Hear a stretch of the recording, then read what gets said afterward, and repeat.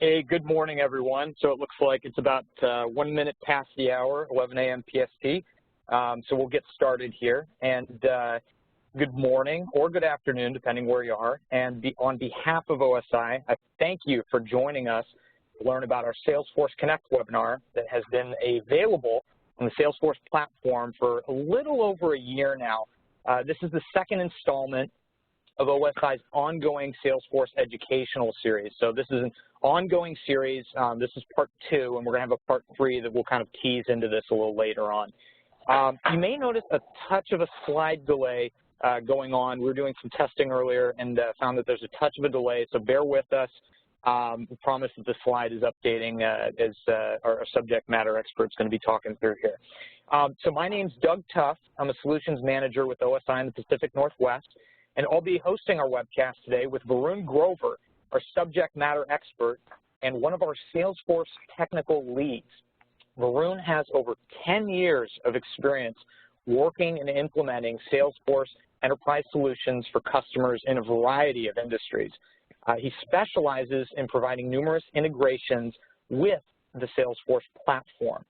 So let's talk a little bit about our agenda today and a few housekeeping items that we want to touch on. So today's webcast will be a little bit of an interactive discussion. I'll be occasionally asking Varun a few questions during his portion of the presentation, things that we think are beneficial to the audience. And we'll be covering a handful of items here, such as what is Salesforce Connect, how to go about setting up Salesforce Connect. It's going to be great. Varun is actually going to take you in and show you what it takes to set this up. The capabilities of Salesforce Connect, Varun will cover this in good detail. And what are the custom adapters and how do you go about setting them up? And in fact, Varun even has a gift of the actual code related to the custom adapters that he's going to touch on it a little later. And you're going to notice we've thrown in another system here that you may or may not be familiar with, Heroku Connect. It's a little bit of a sister product. And if you're looking at Salesforce Connect, this is something that we thought you should be also aware of. And we're just lightly going to touch on that today, and this is actually going to be one of the bases for our next webinar. But we'll touch more on that at a later point here. So if you have any questions throughout the webinar, and we encourage you to ask questions, interact with us, please type them into the chat on the WebEx Center. It should be on the bottom right-hand side of your screen, and we'll be answering any questions that come up at the end of the webinar. And if by chance we don't get to them, if there isn't enough time, we will follow up with you via email. We'll find you one way or another.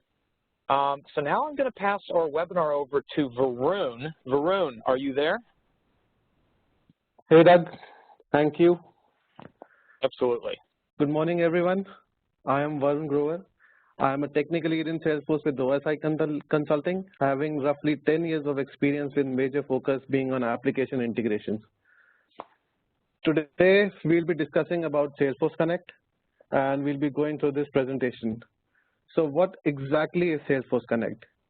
Well, Salesforce Connect is an exciting new cloud integration service that helps Salesforce users to access and manage data in external labs, whether they are on-premise or on cloud, directly from Salesforce.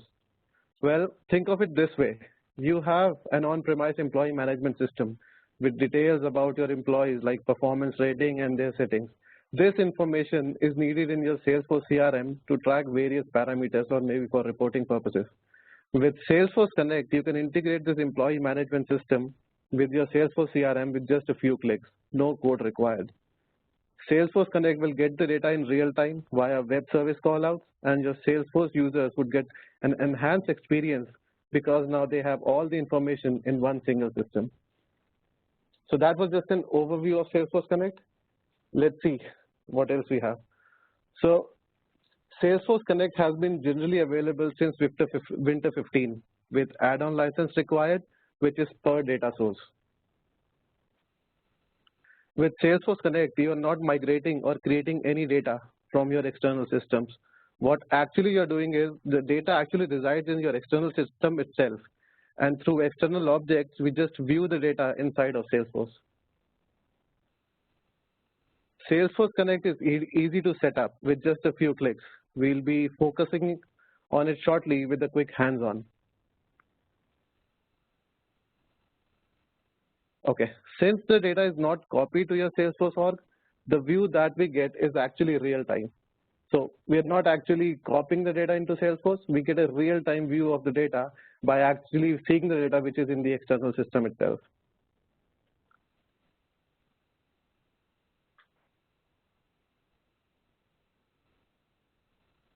Okay, so the important question here, when to use Salesforce Connect?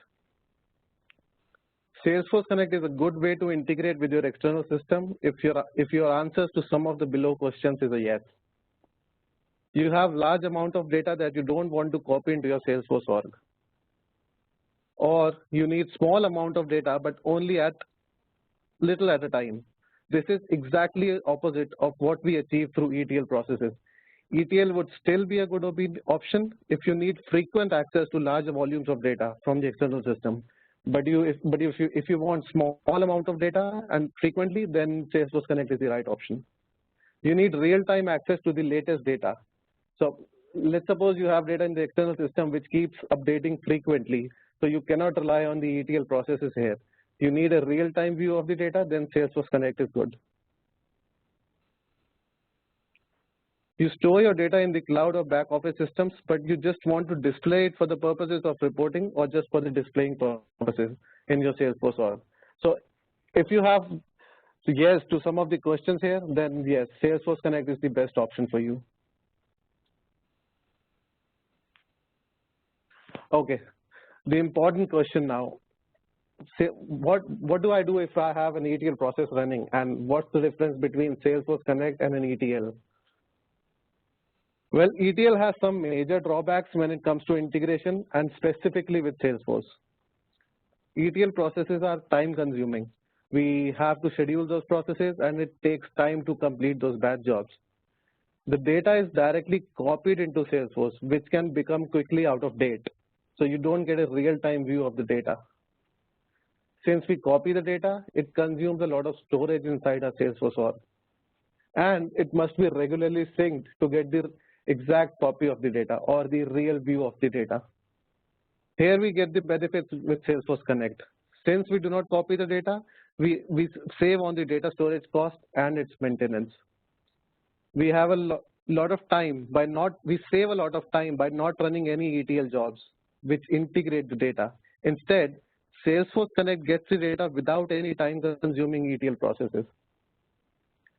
Since we are not syncing and not copying any data into our Salesforce org, we get the real-time view of the data. So we get all the major benefits that we don't get out of an ETL process.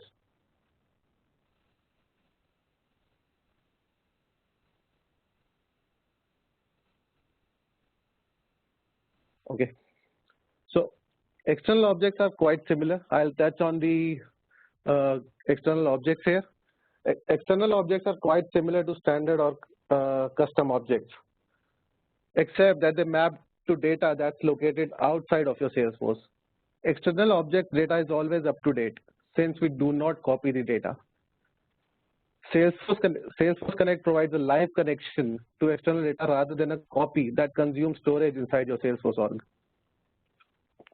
I'll just get a brief on the benefits of this external object and what it has in common with standard or the custom objects. Like custom or standard objects, data is not stored for external objects inside Salesforce. You get real-time read and write capabilities with external objects as you get with standard objects.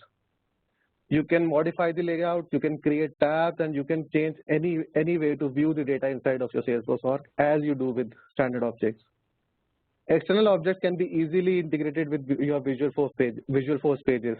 So if you have a custom VF page and you want to view the external data inside your custom VF page, then you can do that through external objects. As with custom objects, you can also apply field level security. So let's suppose you have some data that needs to be encrypted or some data that everybody shouldn't have access to in your external system, and the same you have to build inside of your Salesforce. So you don't have to do any particular logic or modify the code to do that. You can just apply field level security here and Salesforce Connect will do that for you. External objects can also be referenced to APIs by just appending __x in the end of the object name, which is quite similar to what we get with custom objects. External objects also provide SOQL and SOL capabilities. So you can do any sort of queries and searches on external objects. The latest feature with Winter 17 being you can create quite good reports using external objects, which was not there before Winter 17. There are few features which are yet not supported by external objects, like it does not provide any record sharing capabilities, it does not support any formula fields, and it does not have any trigger or workflows. But do watch out for future releases of Salesforce because they are working and doing a lot of changes on Salesforce Connect.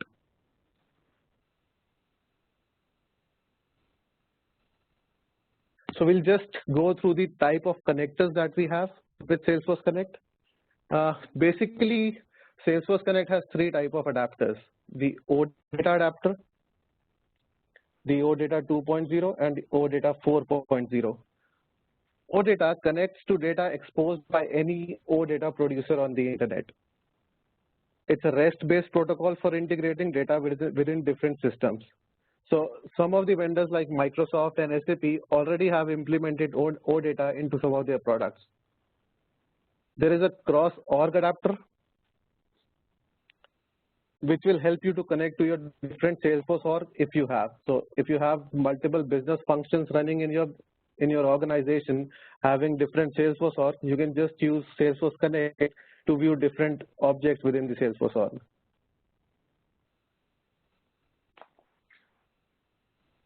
Then we have what we call as custom adapters. If OData and cross-org adapters are not suitable for your needs, then you can develop your own custom adapters using the Apex connector framework, which has been already part of Salesforce since quite a long time. And we'll be discussing on custom adapters later in the section. We'll have a hands-on also.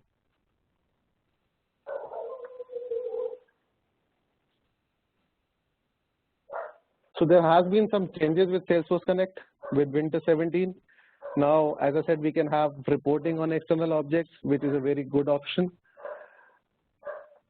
We can have external data in our communities, which are built with Maple templates, which is of course our service community.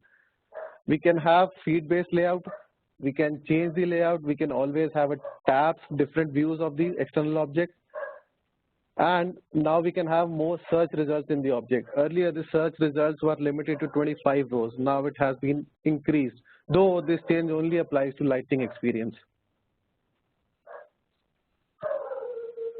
So if you guys have any questions in between, just throw the questions. I think Doug will take them up.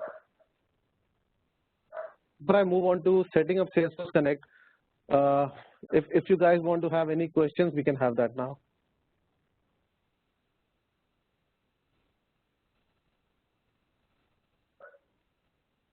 Varun, why don't we keep moving, and then at the end of our webinar, we'll kind of gather everything up and then have a session for that. Okay. Okay. So let's go ahead and see how we can set up Salesforce Connect. And we'll be using OData protocol for this demo.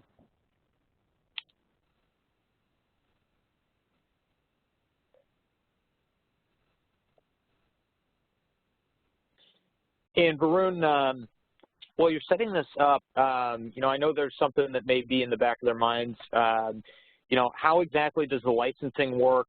Is there any way to test this out before buying or committing to it? Is there any way to do a pilot? Dabble your feet in the water before jumping in? Yes. in a way of saying. Yes, that's a good question, Doug. What Salesforce has done is we can always have one custom adapter that we can test it out and build up for doing our testing, and that we can do through our dev org. For any other sort of licensing, for any other sort of org that we get, the licensing cost for Salesforce Connect is $4,000 per month per data source. So you can have as many of data sources as you want. Each of them would cost you around $4,000 per month.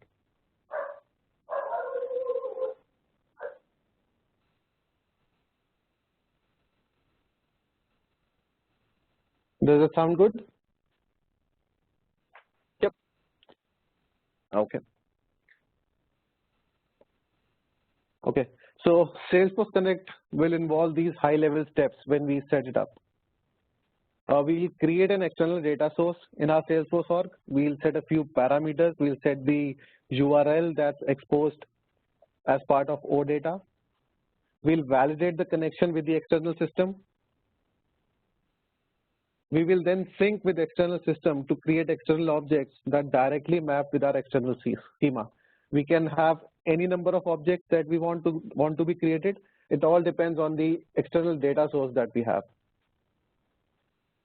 Then we'll just quickly create a tab and see how the data looks inside of Salesforce without writing any single line of code. So I'll just switch my screen to my developer org. Okay.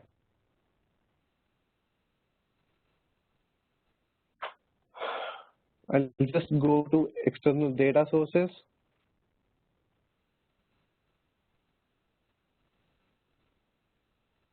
I'll click new external data source.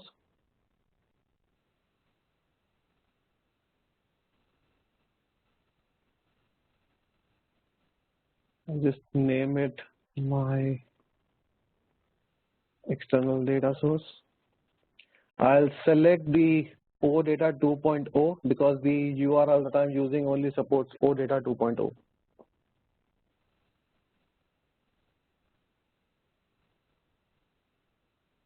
I'll paste the URL here. Now there are a few parameters that we can set here which are quite important.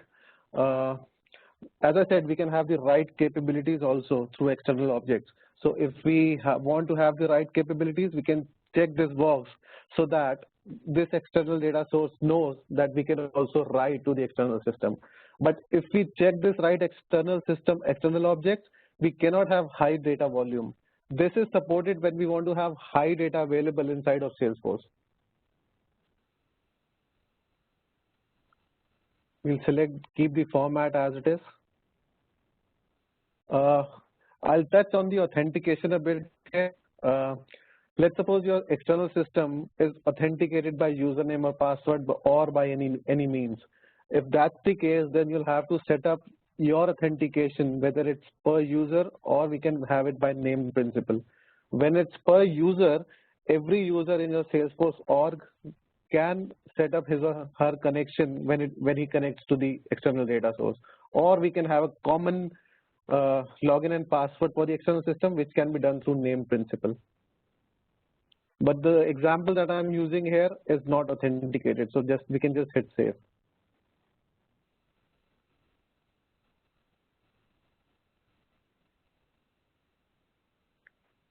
So as you can see, the external data source has been created.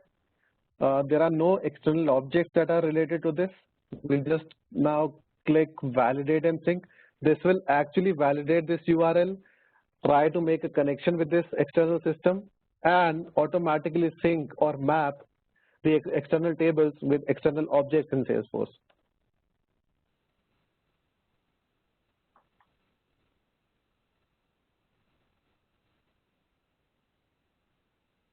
I'll just select the orders table that I have in the external data source, and I'll click sync.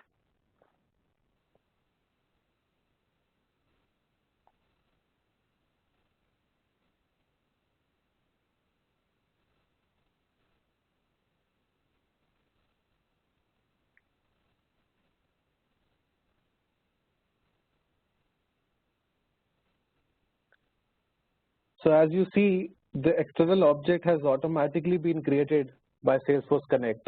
We selected the orders table.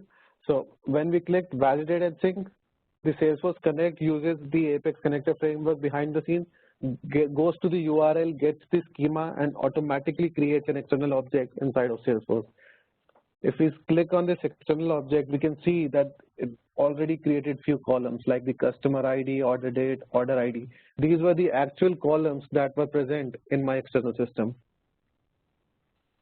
So let's quickly create a tab and see how the data looks.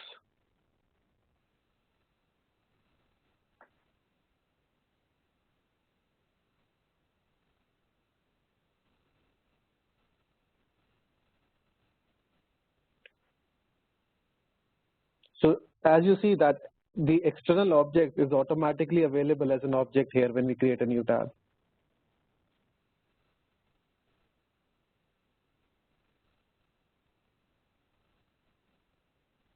We'll click next.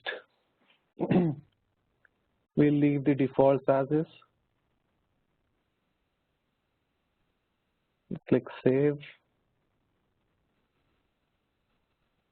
And here we have our orders tab.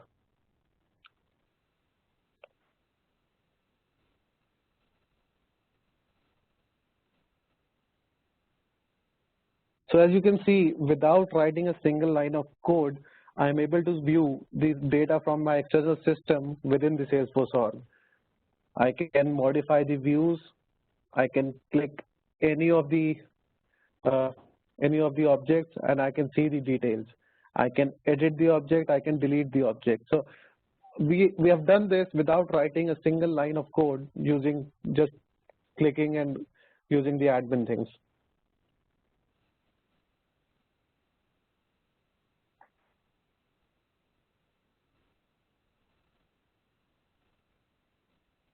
Okay, I'll switch back to my presentation. So what are the highlights of Salesforce Connect? We just had a demo and we saw the capabilities of Salesforce Connect. So what else does it provide? Basically provides, we can configure relationships.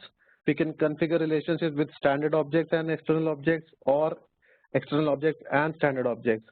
The type of relationship that is supported by external objects are lookup relationships, external lookup relationships, and indirect lookup relationships.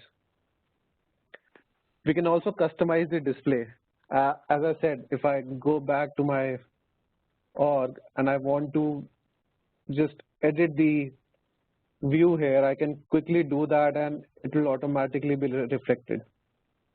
So it's similar to what we do for normal standard or custom objects.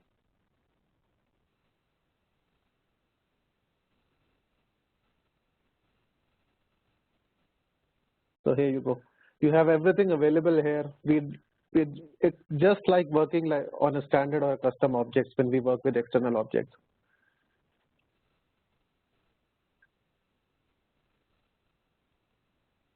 We can also enable feed tracking on external objects, and external data is also available in Salesforce 1. So as soon as you create a new tab or you create a new external object, you can go ahead and log into your Salesforce 1 and it would be available in your Salesforce 1.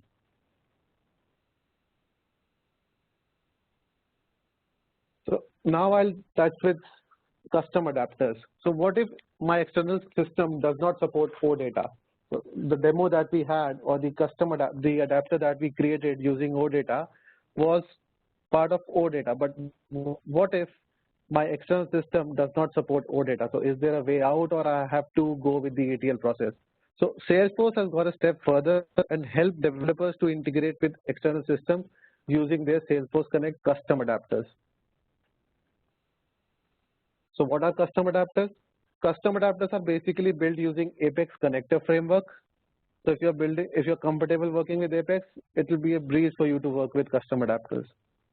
The adapters use HTTP callouts to get to the external system. Since the adapter uses HTTP callouts, we can integrate with any system which has the capability to expose data over HTTP. All the code runs within Salesforce, so you have full control on how the connection behaves, how the data is retrieved using different capabilities, and how the pagination works.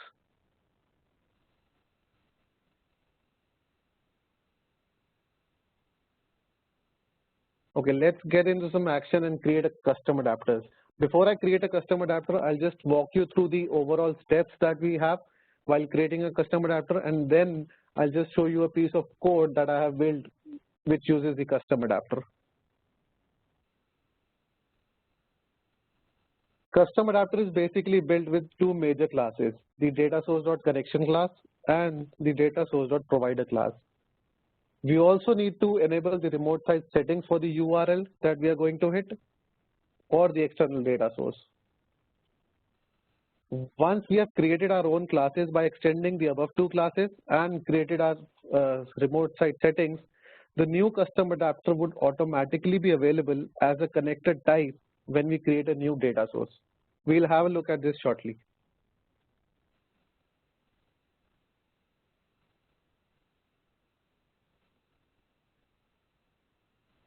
The first one is the data source.provider class. This class is basically interrogated by the system to learn the capabilities that the external system supports. It's an abstract class with the following methods that we need to implement when we extend this class. The first one is the get capabilities method. This method basically provides the list of capabilities which is offered by the custom adapter. So let's say I want to build a custom adapter which should only have SOQL capabilities and no search capabilities. So I can modify my data source or provider class and only enable my query capabilities and not my search capabilities. The next one is the get authentication capabilities. So when we created our OData connector, the demo that we had, we didn't use any authentication capabilities because my external system didn't use any sort of authentication. But if we have any sort of authentication on our external systems, we can always enable this through the get authentication capabilities. Either it can be an anonymous authentication or a basic username password authentication or maybe an OAuth. All are supported by custom adapters. The next one is the get connection method. We need to instantiate a class, a connection class, which will define the actual connection. The connection method is called every time we execute a SOQL or a SOSL query.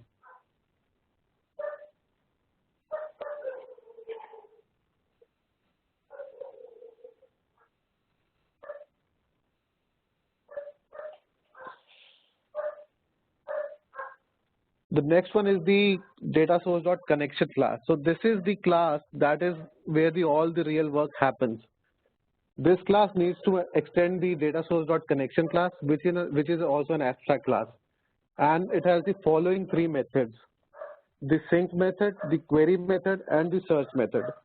When we created our data source, we clicked validate and sync.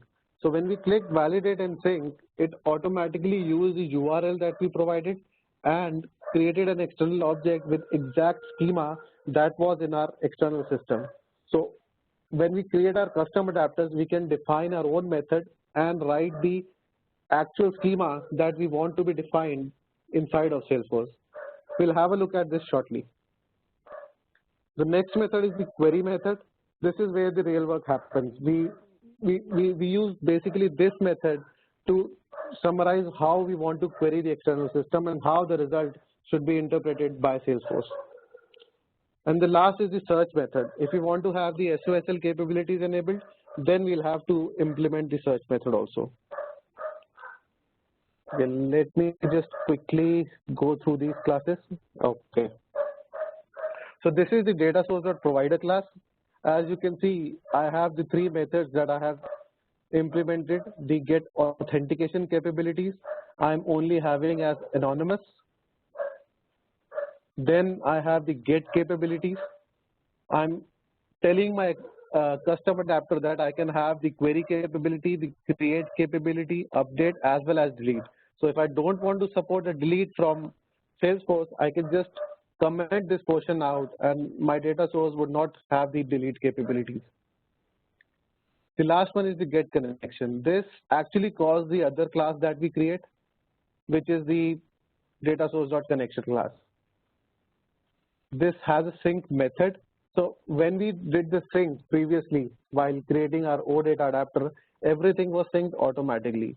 So while we create custom adapters, we have to define our external schema when we create this class. Or if we don't want to define here, what we can do is we can always go and modify the external objects directly from Salesforce setup.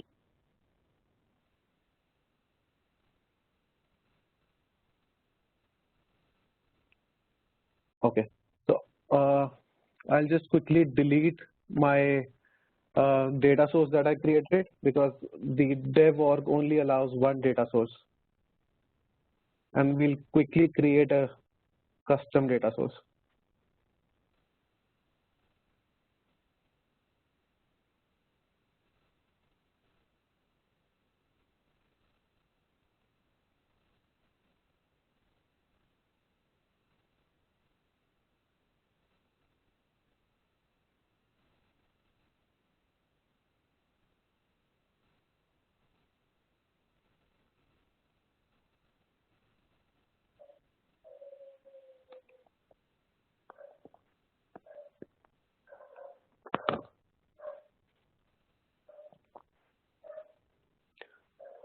Okay, now I have deleted my external data source. I'll create a custom adapter. I have created a custom adapter. I have implemented those two classes in my dev org. So I'll go ahead and click new external data source. I'll name it, again, I can name it anything. Let's name it my DS only. So when we click this drop down, you can see the custom adapters are now available. So if I select this one, I can have the write capabilities and update capabilities. I don't want to have any sort of authentication. I'll just click save.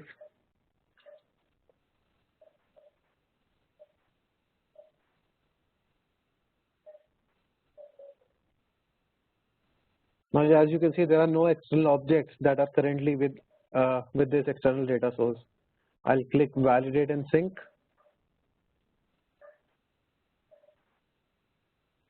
Now I have one entity called sample table. So I'll just switch my tab to this external system that I created using backend list. So this is a cloud platform that we use for this purpose. I have created a sample table inside this cloud platform, and I provided the URL in my custom adapter. So as you can see, this table is now available to be created as an external object inside Salesforce. I'll select this one and click sync.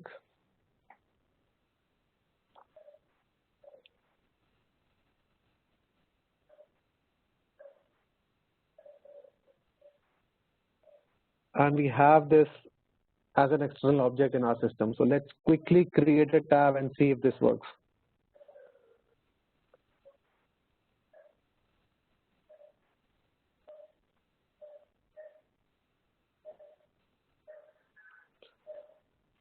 So the object should be available in the drop-down.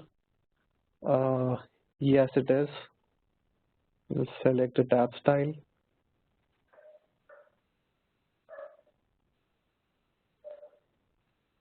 We'll keep the defaults as it is.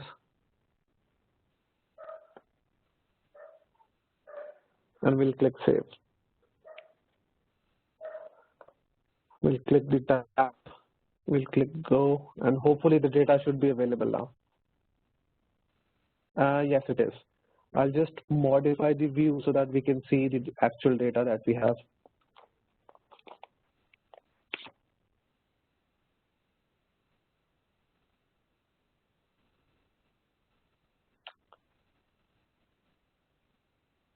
So here you go.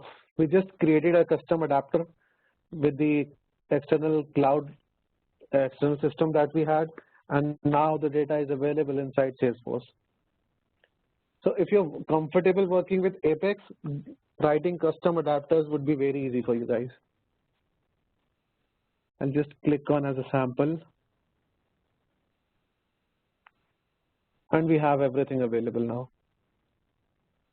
Since this custom adapter didn't have the edit and delete capabilities, I'll just show you the class that I used for this. There is no edit and delete button here.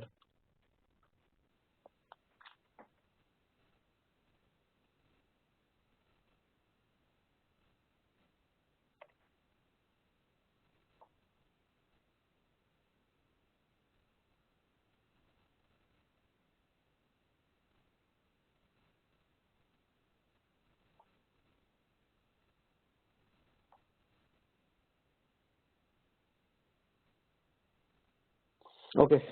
The last thing that we like to touch here is Heroku Connect and why it's part of this presentation, and how Heroku Connect can help you with integrating with Salesforce with external data. Heroku Connect is a feature provided by Salesforce. It is part of Salesforce, by which, and it's built on top of Heroku, which can help your existing app, which is on Heroku, to be integrated with Salesforce.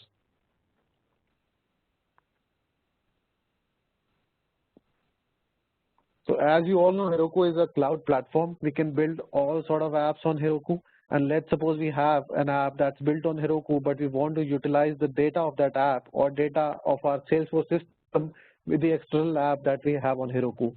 So this can easily be done through Heroku Connect, which is part of Heroku itself. Heroku Connect can synchronize data with standard as well as custom objects. So there's no need to write any code or anything of that sort. It's all done through configuration, and we can do that on Heroku itself. There are a lot of benefits that can be leveraged by using Heroku Connect, and we'll be having a separate webinar completely dedicated to this, and we'll have a live case study to better understand the features of Heroku as well as Heroku Connect.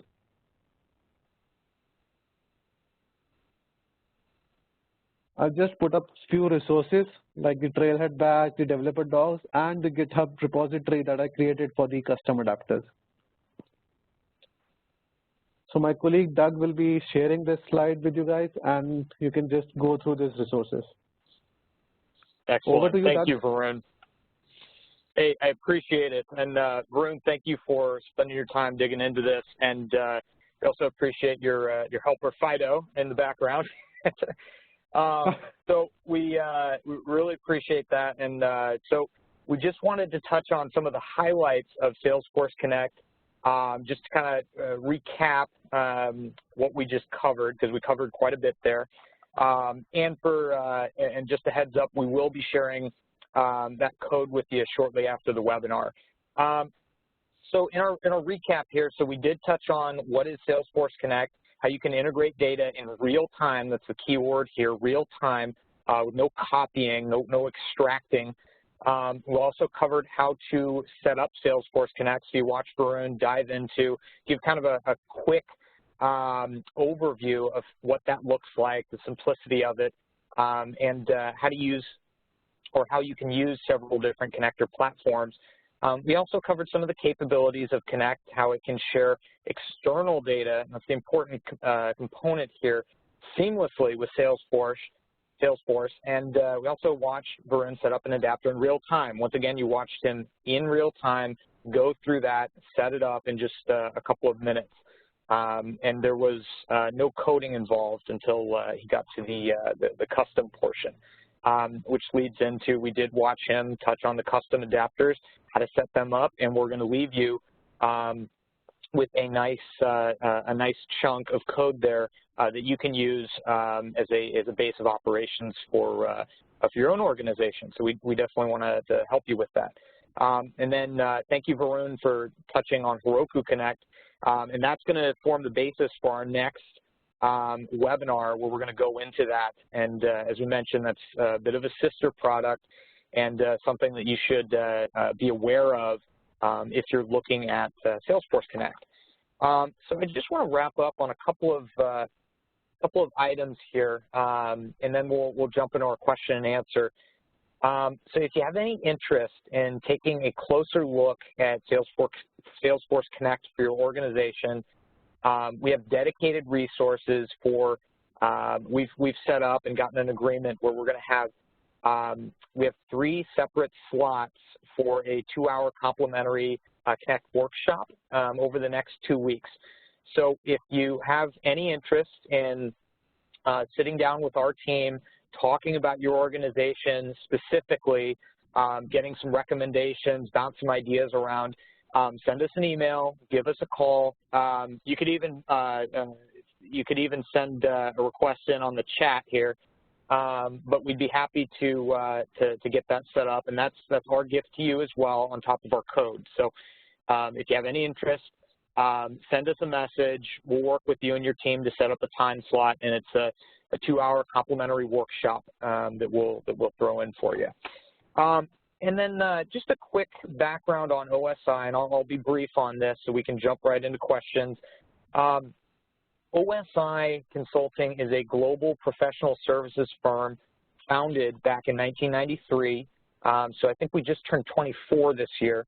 We are a certified Salesforce Silver consulting partner and have completed over 60 Salesforce implementations, along with numerous formal certifications with Salesforce. We're doing fantastic work for the past 24 years, have a little over 1,200 professionals worldwide.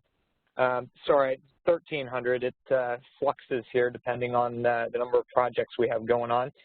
And we have a number of service groups outside of our Salesforce group that include packaged application implementations for Oracle, PeopleSoft, Hyperion, and a number of other products. We also provide infrastructure, cloud services, systems integration, business intelligence, and data analytics services. So we have a large pool of experience and talent that we use for engagements. And today you've heard from our Salesforce group. So we're done with our webinar now, and we'll be sharing out that custom code along with the slide deck for everyone. And there's been a lot of questions asking for part one. And part one, by the way, covered our Salesforce Lightning, our take on the Salesforce Lightning experience. So marketing will be following up, sending out some information related to those things. So let's jump into our question and answer. And we had a couple of questions. We like those. And it looks like we had a few coming in from Michael, and I see a few more popping in here. And by the way, if we do not get to your questions, we will follow up with you via email or phone, but we will make sure that that we answer all questions if we run out of time here. So, okay, so Varun, I see a question here from Michael, and he's got a few. What are the implications with Salesforce Shield? Would you be able to take that? Could you come with this again? What are the implications with Salesforce Shield? Salesforce Shield? Yes. Okay, I'm afraid we'll have to get back on this one maybe. Okay, sure. So Michael also had a question. He has very small data storage limits. Would this be a good option to connect to larger data stores without a hit against their data storage? So it sounds like it may cost them money, or there may be some implications there. Can you speak to that? So they have an existing external system with a huge data source or a small data source? I believe so. Would it be if they have a huge data source in their external systems and they don't want to bear the cost of data inside of their Salesforce, then Salesforce Connect is right. But if they want frequent access to large volumes of data, then ETL would be a better option, because they'll not get the performance capabilities with Salesforce Connect that they'll get with ETL with large volumes of data. Okay, wonderful. And would Salesforce Connect be comparable to Boomi or Informatica or Jitterbit in terms of, yeah? These are ETL tools. So Salesforce Connect and ETL will always coexist. So ETL Connect, the Salesforce Connect is not any enhancement to any ETL, or they'll not overcome the ETL tools that we have. They have their own space, and ETL and Salesforce Connect will coexist.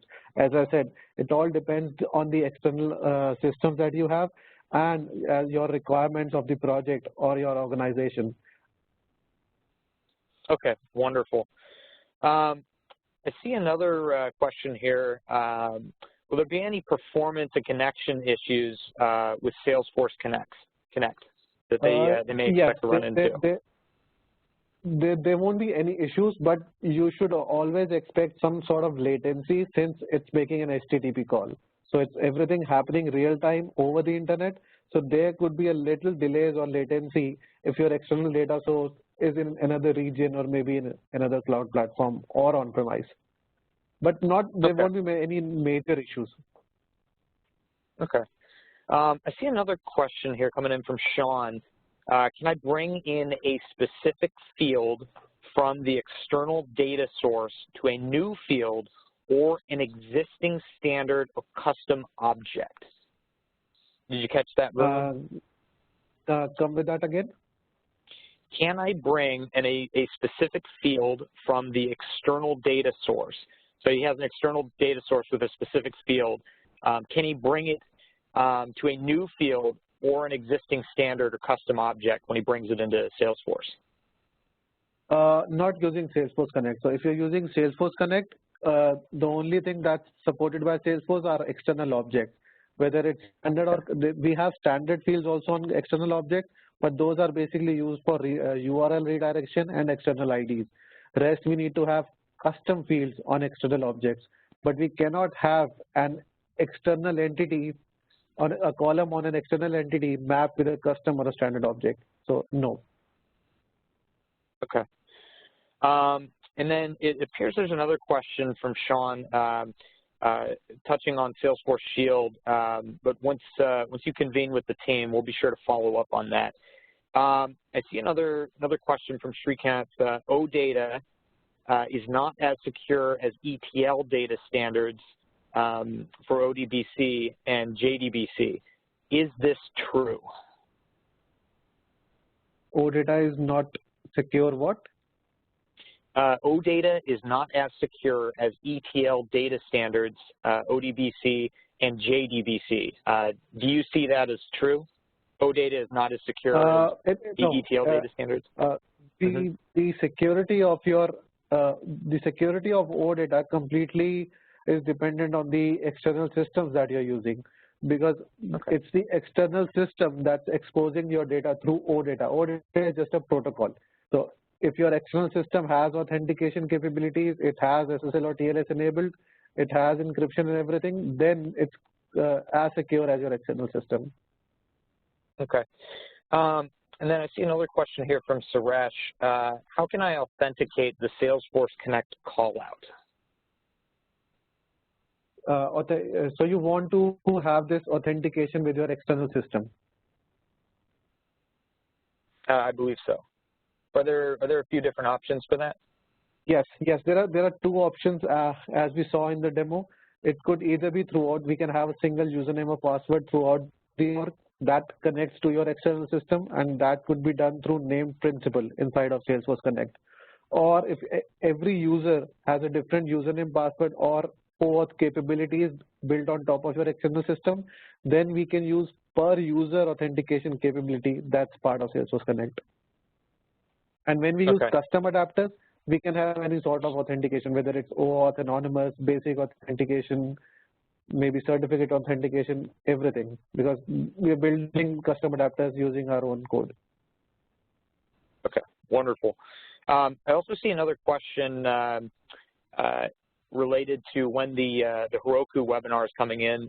Marketing just informed me that they will be sending out an email set with the date. It looks like in the next little bit, so they'll be informed when that next webinar is. But we try and keep them pretty quick and consistent. So marketing will be announcing and following up with that. Right. And we'll be presenting a live case study along with that webinar. So the audience will get to see the overall architecture of Heroku as well as Heroku Connect and how it can help some of the features that Salesforce does not provide, like archiving facilities and those sorts. Okay. And let me know if I already touched on this question, Varun. There's quite a few that I'm looking through here. I see another one from Sean, and he thought he heard us say that essentially data is not stored in the Salesforce external object. And he's curious, is there a way to store the external data within Salesforce using Connect? Does that make sense? Yes, that makes sense. But this is the beauty of Salesforce Connect. It provides you the capability of connecting to your external system without actually needing the data inside of your Salesforce. So if you need data inside Salesforce org for any purposes, then ETL is the right option, because Salesforce Connect cannot have that data available. Okay. Another question here from John. Is there any limit to the number of data sources or external objects that a user can create? Yes. We can have any number of data sources that we want in our org, but the data source has a cost. It's $4,000 per month, but we can only have 200 external objects inside an org. Okay, and that $4,000 a month, that's off-the-shelf pricing. That's not without any discounts, right? You're just quoting the quote-unquote MSRP? Okay. And is there a reason anyone would not use Salesforce Connect? As I said, that depends on the requirement itself. So if you want to have the data available for any purposes, then you should go through ETL processes. Or you want large volumes of data, then you go through ETL processes. or maybe you're having an existing system that's built on top of ETL, and changing it over to Salesforce Connect is a huge resources and everything, then still ETL is a better option. Okay, excellent. And it looks like we have time for 2 more questions for you, Varun. So I see one here. Okay, so what are the adapters that Salesforce Connect provides out of the box? We discussed 3 of them. One was the OData, which supported OData 2.0 and OData 4.0. The other one was the cross-org adapters, which is used when you have multiple Salesforce orgs and you want to connect your objects within those Salesforce orgs. And the last one is the custom adapters that we built using our Apex connector framework. So basically, we have 3 types. Okay, excellent, great. And we got one last question. Why should I use Heroku Connect? Yeah, why should I use Heroku Connect? What's the difference there? There's a huge difference between Heroku Connect and Salesforce Connect.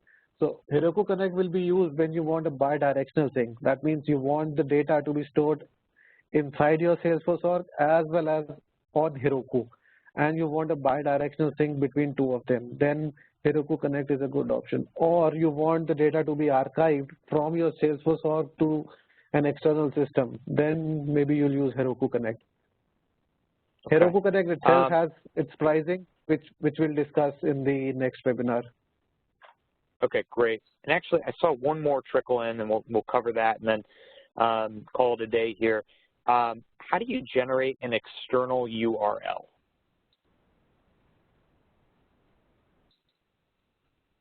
How do you generate an external?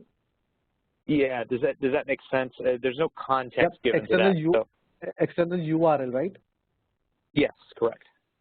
Okay. So basically, your OData is REST-based. It uses a REST-based protocol.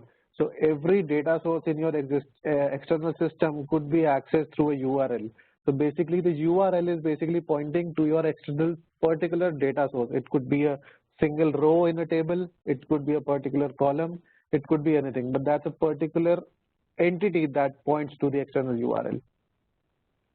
Okay, excellent. And that's generated by your external system itself.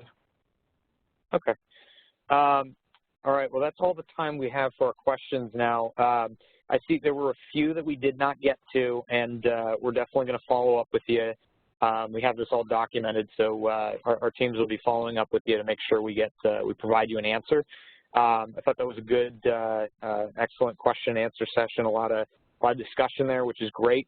Once again, I'd like to remind everybody, if you're interested in a 2-hour workshop over the next 2 weeks, we have 3 time slots open with our teams that we do on the work and come in and provide a complimentary workshop for you and your team that very specifically dives into the details of what it would take for your organization to work with us. So everyone, thanks again. And one final reminder, look for an email from marketing for our Part 1 presentation. There was a lot of requests for that.